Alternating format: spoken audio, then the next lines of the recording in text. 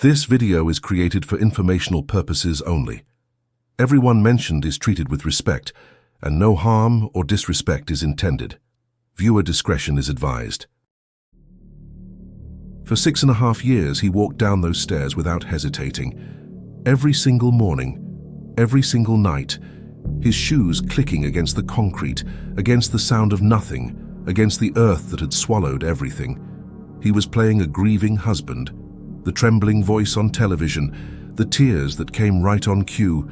He'd beg the cameras, please just come home. And the world believed him. Reporters comforted him.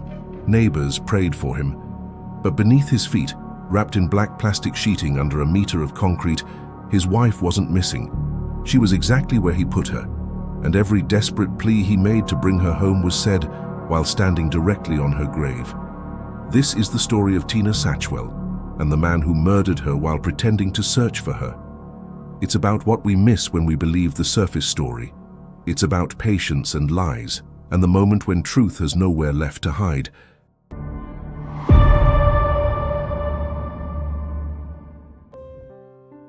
Tina Dingivan was born on November 30th, 1972, in Fermoy, County Cork, a small market town in the heart of Ireland's wine country. She grew up believing her grandmother Florence was her mother until she was old enough to ask questions. When she found her birth certificate, she discovered the truth. Her biological mother was Mary Collins. The woman she'd believed was her sister. It was a shock that cut deep. But Tina remained devoted to Florence, the woman who'd raised her with real love anyway. By the time she was grown, Tina had developed an obsession with fashion. Not casually, obsessively. She had an expensive eye for clothes, jewelry, anything beautiful. She'd buy pieces, wear them, then resell them at car boot sales across County Cork. It wasn't about the money, it was about the hunt. Those car boot sales were where she built community, where she connected with regular vendors and shoppers, where she felt like she belonged to something bigger than herself. She was impeccably dressed, always. Her Chihuahua Ruby matched her outfits. Ruby and another dog, Heidi, and her parrot Valentine. These were the children she never had. She loved animals with an intensity that traced back to childhood, when cats and dogs constantly followed her around Fermoy like she was casting some kind of spell. She was a keen swimmer. She loved the beach. And when she and Richard moved to Youghal in May 2016, she was drawn to the coastal beauty immediately. There was a lightness in her when she found that town, or what looked like lightness anyway. Those closest to her understood something more complex. Yes, she appeared bubbly. Yes, she was social in the way people are when they're good at being seen. But underneath that was a quietness, a shyness, a woman who kept to herself. Her GP of nearly 2 decades described her as always friendly, always a great communicator, but her medical records showed something important. Absolutely no mental health conditions, no psychiatric diagnosis, no history of depression that would cause someone to vanish suddenly. The death of her brother Tom by suicide in 2012 had devastated her profoundly. She bought Ruby in 2014 specifically to help cope with the grief. That dog became her purpose. That dog became part of her identity. That dog became everything a person who'd lost someone could pour their love into without fear of losing them back. Tina met Richard Satchwell on March 3, 1989, outside Leicester, England. She was 17, he was 22. He told his brother that same day he was going to marry her. He called her his trophy wife, someone out of his league, someone physically perfect, his beautiful Irish rose. They dated quickly. He proposed at Mount Pleasant overlooking Water Bay, and they married on her 20th birthday, November 30th, 1991, in Oldham, England. But the marriage came at a cost that showed itself immediately. Richard's family was anti-Irish. They gave him an ultimatum: choose them or Tina. He chose Tina and cut off his entire family, never spoke to his mother again. No one from his side attended the wedding. Most people hear this and think it's romantic. It's not. It's the first warning sign of what was coming. It's the beginning of isolation. It's the first time we see what Richard was willing to do to keep Tina completely, totally his. Richard was a truck driver from Leicester, and he was obsessed, not in a loving way, in a way that had texture and weight. He said he worshipped her. He was besotted. He knew intimate details about her body. Her measurements, her clothing sizes, every scar and freckle. He claimed to run baths for her 7 nights a week with as many suds as possible, towel her off, apply baby oil to her skin, pedicure her feet. He talked about this like it was devotion, but Tina's half-sister Lorraine Howard would later testify about what she really saw. Richard was obsessive, possessive, controlling, and odd. He criticized every friend Tina made, found fault with each one until her social circle grew smaller and smaller, until there was no one. He needed to know where she was at all times. Tina confided to Lorraine that she felt trapped. She said she could never leave because he would follow her to the ends of the earth. The couple's world became just the two of them, exactly as Richard wanted it.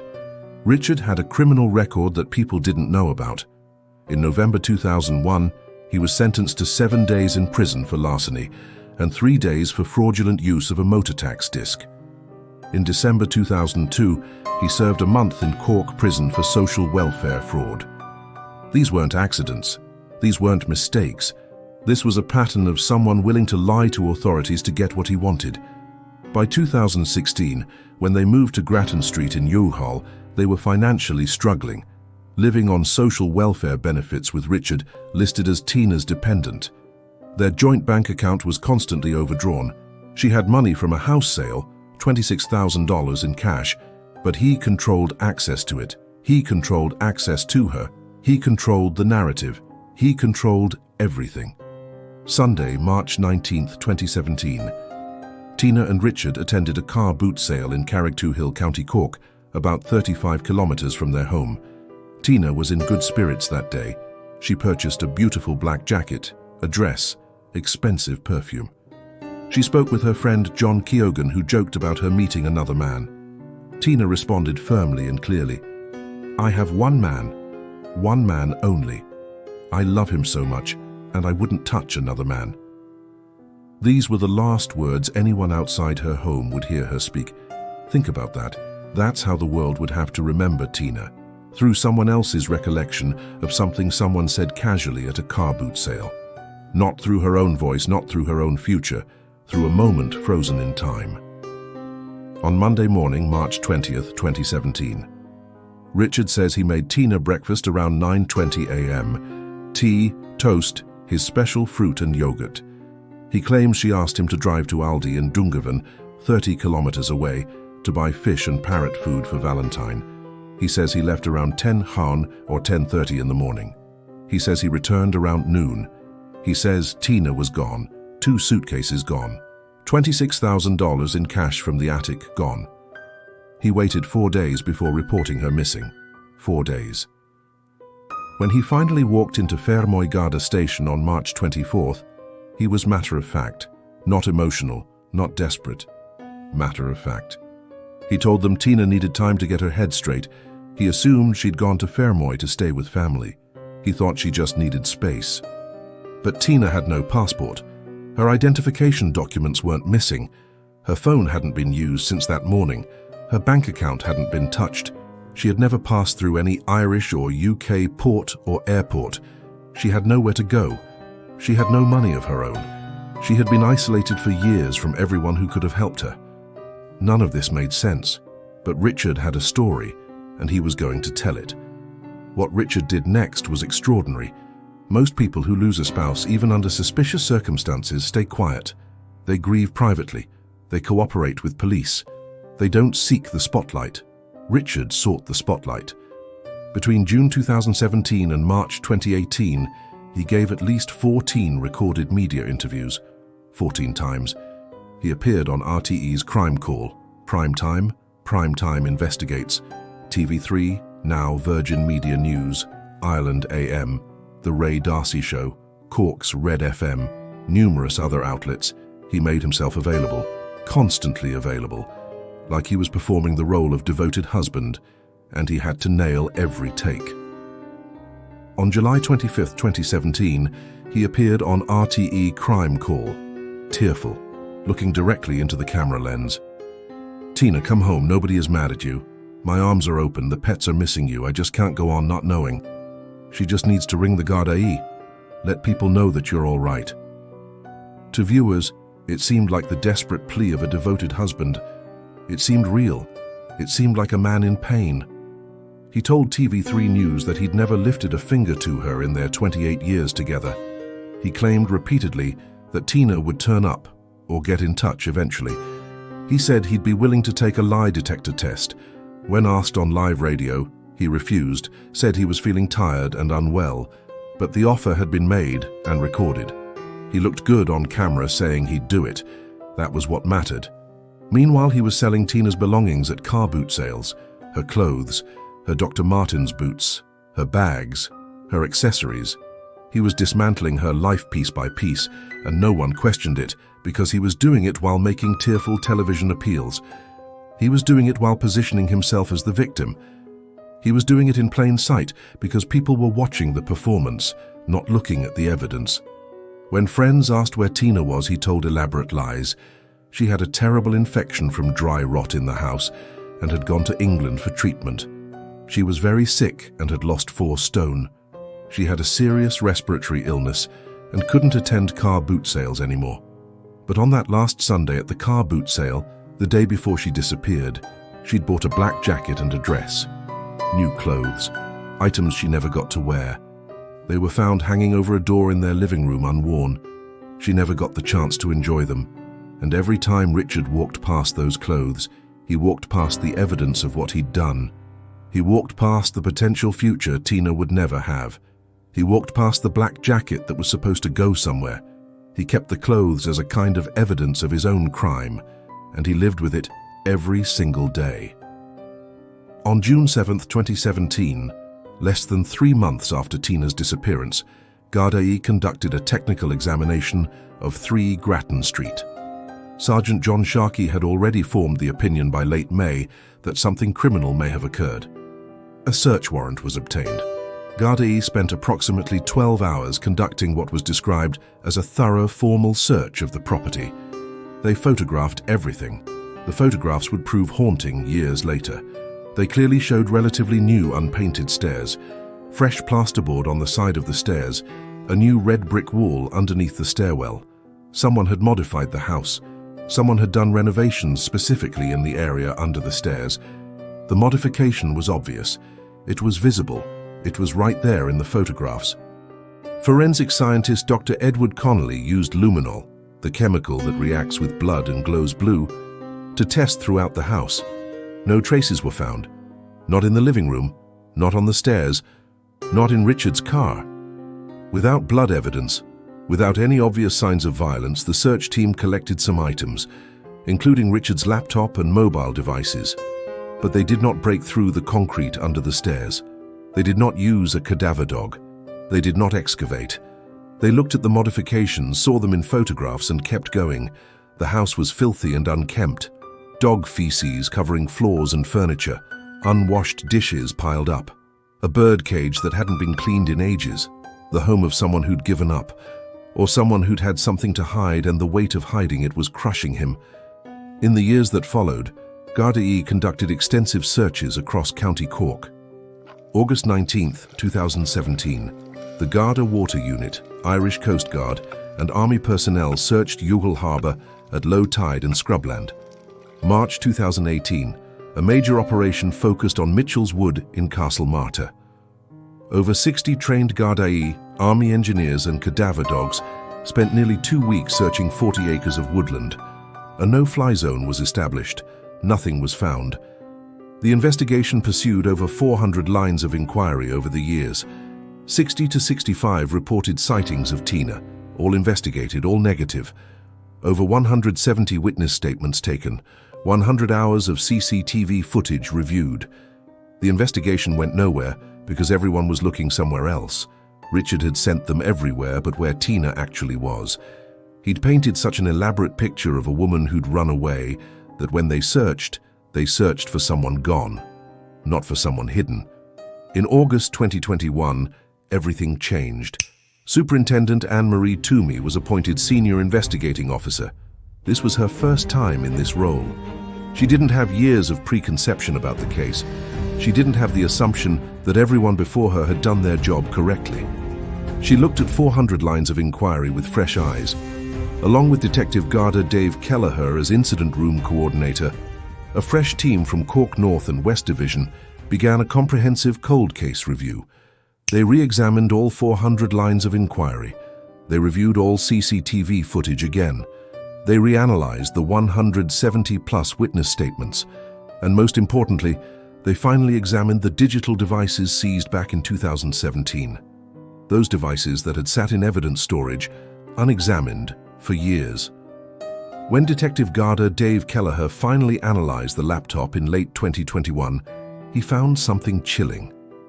On Friday, March 24, 2017, the same day Richard reported Tina missing, at 9:08 in the evening, someone had searched for quicklime on the laptop. They'd watched a YouTube video titled "Quicklime and Water Reaction" twice. Quicklime is a substance used in building. It's also known to aid decomposition and suppress odor in mass burials. It's used when someone wants a body to disappear.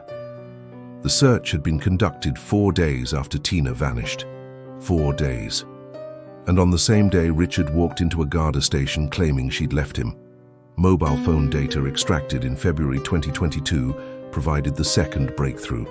CCTV footage from Youghal Post Office showed Richard collecting social welfare at 11:10 on the morning of March 20th.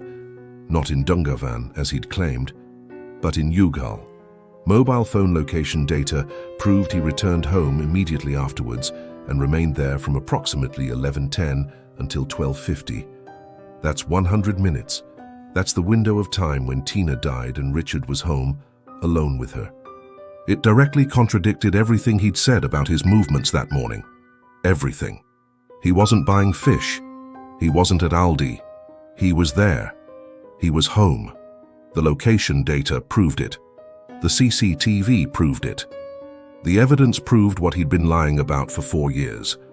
By February 2022, Superintendent Toomey had formed a conclusion.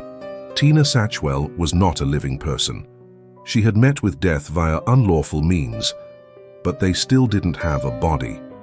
In September 2022, Toomey commissioned Dr. Nay McCullough, a forensic archaeologist specializing in the search and recovery of concealed human remains. Dr. McCullough's report, submitted in September 2023, noted something critical about domestic homicide. Research shows that perpetrators commonly create false narratives and file misleading missing person reports. Female victims are typically disposed of closer to home than male victims, most within 1 kilometer. The structural changes to the Satchwell home visible in the 2017 photographs, those were red flags. She recommended an invasive search using ground-penetrating radar and cadaver dogs. She recommended they look at what was right in front of them all along. On the evening of October 10, 2023, Gardaí arrived at 3 Grattan Street with building contractors, excavators, and a full forensic team. Richard Satchwell was arrested on suspicion of murder at 5 hours in the evening. The search began in earnest with a cadaver dog named Fern, a Springer Spaniel, and her handler. Fern showed immediate interest in the area under the stairs. Detective Garda Brian Barry, a ballistics and forensic expert, noticed something crucial. The red brick wall under the stairs looked like it was built by someone who didn't know how to build walls. Using strong lights, the team examined the area closely. They lifted the old 1970s-style linoleum flooring and immediately saw what they were looking for. A rectangular patch of different-colored concrete, visibly newer than the surrounding floor. Someone had poured this concrete. Someone had created a layer. Someone had hidden something beneath it. Around 9 hours in the evening on October 11, 2023, they broke through the concrete with jackhammers. At approximately 64 centimeters depth, about 2 feet, they found black plastic sheeting. The excavation stopped immediately. A forensic archaeologist was called. The next morning, a human hand was uncovered. Then, gradually, carefully, the full burial was excavated. At 11:30 on the morning of October 12, 2023, Assistant State Pathologist Dr. Margot Bolster arrived at the scene. By noon, Richard Satchwell was rearrested, this time at a bus stop in Youghal. That evening, he was charged with murder. When the charge was read to him, he gave a cryptic reply. The remains were taken to Cork University Hospital. On October 13, 2023, dental records from Tina's Fermoy dentist confirmed what everyone already knew. The body buried under the stairs for 2,396 days was Tina Satchwell. Her Tweety bird tattoo was still visible on her chest. In the left pocket of her dressing gown was her wallet containing her public service card and various store loyalty cards. She was wearing her dressing gown over her pajamas. She was wearing her wedding ring. After Tina's body was discovered, Richard's account of events changed dramatically. He provided a new narrative to Gardaí. He claimed he came in from the garden shed and found Tina at the bottom of the stairs. She was scraping plasterboard with a chisel. He said she flew at him with the chisel, trying to stab him in the head. He fell backwards with her on top of him. To defend himself, he grabbed the belt of her dressing gown and held it at her neck until she got heavier. Within seconds, she fell limp and died in his arms. He claimed he held her body for 20 to 30 minutes whilst their dogs, Ruby and Heidi, licked at her. He laid her on the couch initially, leaving her there for a day or two. When the dogs kept going to her body, he moved it to the chest freezer in their garden shed on March 22nd or 23rd. The freezer was unplugged. He was using it for storage. He said he then began digging under the stairs in their sitting room. He said he worked like a robot on automatic. The digging took from light until dark, leaving all his knuckles bleeding by the time he finished. The grave was unusually deep, 64 to 84 centimeters, over 2.5 feet, in sandy soil. On March 26, 2017, Mother's Day Sunday, Richard said he retrieved Tina's body from the freezer and buried her.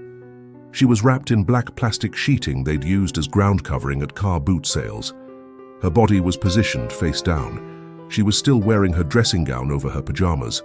The dressing gown belt was wrapped around her in an unusual position, over the left side of her neck, under her right shoulder and arm, under her body, then knotted on the front of her chest. It was not threaded through the dressing gown loops. It was deliberate. It was intentional. Richard claimed he wanted to bury her with dignity. He said he went to buy roses but could only find tulips because it was Mother's Day. He threw the flowers into the grave. They were never found. He claimed he placed her wedding ring in the pocket of her bathrobe so she would know the hand that killed her was also the hand that loved her. The ring was never located. He filled the grave with soil, then poured approximately 1 meter over 3 feet of concrete over it. He built a red brick wall alongside the stairs and installed new plasterboard to conceal the area. Then he waited 6.5 years. He gave 14 media interviews. He made tearful appeals. He sold her clothes. He sold her life. He stood on her grave every day and lied to everyone about where she was. Richard Satchwell's trial began in late April 2025 at the Central Criminal Court in Dublin. The trial lasted 23 days, with testimony from over 50 witnesses. Richard pleaded not guilty to murder. Prosecutor Geraldine Small characterized Richard as an arch manipulator who was shamelessly brazen to the very end. The forensic evidence was compelling. Dr. Margaret Bolster found no fractures anywhere on Tina's skeleton. The quicklime search 4 days after Tina's disappearance was damning evidence of consciousness of guilt. The CCTV and phone location data proved Richard had lied about his movements. But perhaps most powerful was the parade of Richard's own media appearances. 14 video clips shown to the jury of him making tearful appeals, professing his love, insisting Tina was still out there somewhere. All lies. All performed while she was beneath his feet. Defense counsel Brendan Grahan argued lack of intent. Richard exercised his right not to testify. The jury began deliberating on the afternoon of Tuesday, May 27, 2025. They deliberated for a total of 9 hours and 28 minutes. On Friday, May 30th at approximately 12:25, they returned with a verdict: guilty of murder, unanimous. Richard showed no emotion. Behind him, Tina's family wept. Some jury members wept as well. Mr. Justice Paul McDermott imposed the mandatory sentence for murder: life imprisonment. Tina Satchwell deserved a life. She deserved to swim. She deserved to hunt for bargains at car boot sales. She deserved to wear the black jacket and dress she bought that last Sunday. She deserved to know what her future looked like. She deserved to be more than a narrative created by the person who murdered her.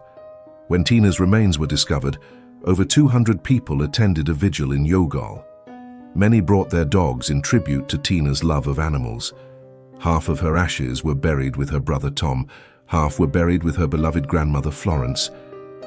For the first time in her death, someone else was deciding what happened to Tina, her family, the people who loved her, the people who remembered who she actually was. This case matters because it reveals something uncomfortable about what we believe. We believe the surface. We believe the person who performs grief best. We believe the carefully constructed narrative. We don't see the modifications under the stairs. We don't see the peculiar details that don't add up. We don't see the man standing on his wife's grave while pleading for her return.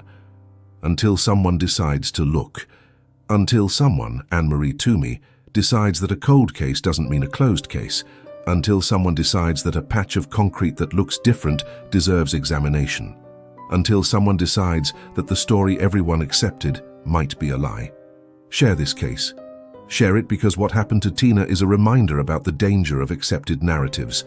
Share it because abuse and control often hide in plain sight.